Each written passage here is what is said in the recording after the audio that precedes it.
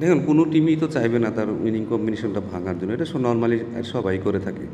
But আমাদের ছেলেদের দিকেও তাকাইতে হয় অনেক সময়, কারণ ছেলেরাও ইনজুরি থেকে অনেকে আসছে, অনেকে ওয়ার্কলোডটাও আমাদের খেয়াল করতে হয়, কারণ আমাদের পেস বোলারদের ফিট রাখাটা আমাদের জন্য খুব জরুরি। আর যেভাবে এবার ধরেন টানা শিডিউল ছিল, এখান থেকে আসলে ছেলেদের প্রতিদিন ম্যাচ খেলানো আসলে আমাদের জন্য অনেক ডিফিকাল্ট হয়ে যায়। তো আসলে টিমের সব দিকে ব্যালেন্স করে আমাদের চলতে হয়। এটা হয়তো আপনারা বাইরে থেকে হয়তো বুঝবেন না, বাট আমাদের কাছে মনে হয় যে আমাদের অনেক কিছু ব্যালেন্স করে চলতে হয়।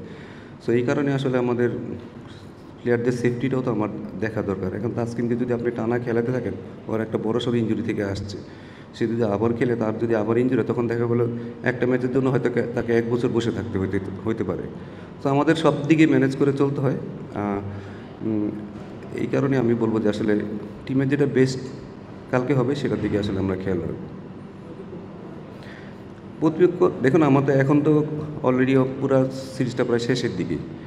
এখন প্রতিপক্ষকে নিয়ে আসলে তো চিন্তা করার আগে আমি মনে করবো যে লাস্ট ম্যাচে কী করছি সেটাও আসলে খুব বেশি গুরুত্বপূর্ণ না।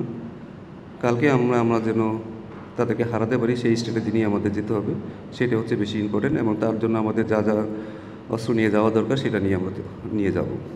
আমি আপনাদের একটা আবার বলি যে দেখেন, আমাদের অনেক কিছু লাক্সারি করার মতো আসলে সুযোগ থাকে না, এটা আমাদের বুঝতে হবে। আমাদের অনেক সময় ব্যাটসম্যান শর্টেজ হয়, অনেক সময় বলার শর্টেজ হয়ে যায়।